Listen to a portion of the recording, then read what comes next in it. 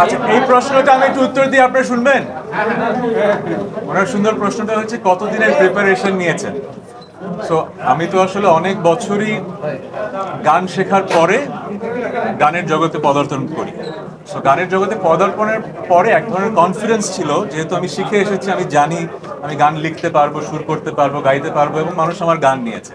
কিন্তু যখন সেলিব্রিটি হওয়ার পরে টিভি চ্যানেলস, ডিরেক্টরস আমাকে অভিনয়ের জগতে আমন্ত্রণ জানালো, শুরুর দিকে কিন্তু শখেই একটা দুটো কাজ করেছি, শিহাব শাহিন ভাইয়ের কারণে, আফসানা মিমি আপার কারণে। কিন্তু যখন মানুষ আমার কাজকে ভালোবাসতে শুরু করলো, আমি ভাবলাম যে আরেকটু কাজ করা উচিত। কিন্তু এক জায়গায় কিন্তু আক্ষেপ ছিল, গান যেরকম শিখে আমি করেছি আপনাদের জন্য, অভিনয়টা তো সেভাবে করিনি, করতে করতে শিখেছি। সো টিভিতে ইউটিউবে কাজ করে একটা সময় একটা তাগিদ অনুভব করেছি, আসলে কাজটা আমাকে থামাতে হবে, আমাকে একটু পড়াশোনা করতে হবে অভিনয়। সো আমি কিন্তু 2-2.5 বছর কাজ করিনি।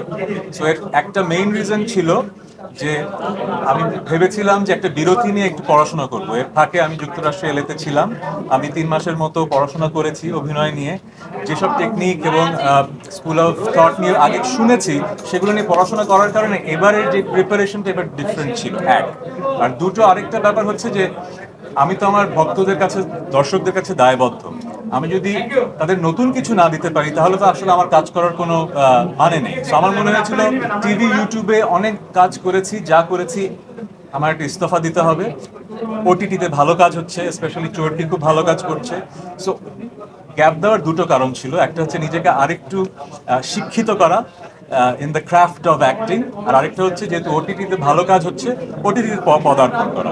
সেই 2 বছরের মাঝে আসলে অনেকগুলো স্ক্রিপ্ট আমি পেয়েছি ওটিটি থেকে, কিন্তু ওটিটির একটা কালচার আমরা দেখতে পাচ্ছি যে থ্রিলার বেস, নেগেটিভ চরিত্র বেস। কিন্তু যখনই আমি স্ক্রিপ্টগুলো পেয়েছিলাম, আমার আসলে ওই চরিত্রগুলো আমাকে টানেনি। জাস্ট বিকজ এখন নেগেটিভ চরিত্র হিট হচ্ছে, এই ধরনের থ্রিলার হিট হচ্ছে, আমি সেটা করতে চাইনি। সো এরকম পেতে পেতে লাস্ট যখন আরিফের কাছ থেকে স্ক্রিপ্টটা পেলাম, চরকির কাছ থেকে এবং আরিফের কাছ থেকে, I felt like it had some unique aspects, এবং আমার মনে হয় আমি এই চরিত্রটাকে জাস্টিস করতে পারবো। এই কারণেই আসলে এই গল্পটা দিয়ে আমার অভিজ্ঞতা।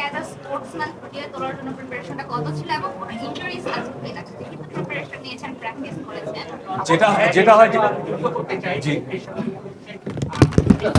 একটা প্রশ্ন করতে পারবে না এই সেটা, আর একটা প্রশ্ন আর নাই। হ্যাঁ, বাড়ানোর বিষয় ছিল। আমি যেহেতু একজন পড়ন্ত বিকেলের ক্রিকেটার, আমি একদম ইয়াং না। সো আমাকে একটু ওজন বাড়াতে হয়েছে, আমাকে একটু বোঝাতে হয়েছে যে আমার ফিটনেস খুব একটা ভালো না। কারণ আমার টিমে এমন হয়তো আরো চরিত্র আছে যারা ইয়াং, যারা আমার জায়গাটা নিয়ে নিতে চাচ্ছে, তারা মোর ফিট। সো আমাকে একটু, বরং আমি যখন আরিফের সাথে প্রথমে কথা বলছিলাম যে আমাকে কি একদম ফিট হতে হবে, মানে না, উল্টা, আপনাকে একটু মোটা হতে হবে। আমি কেন? কারণ আপনি তো আসলে পড়ন্ত বিকেল, আপনাকে এখন টিম থেকে বাদ দেওয়া হবে হয়তো। সো আপনি your not at the best shape. So আমাকে উল্টো আরো একটু ওজন বাড়াতে হয়েছে।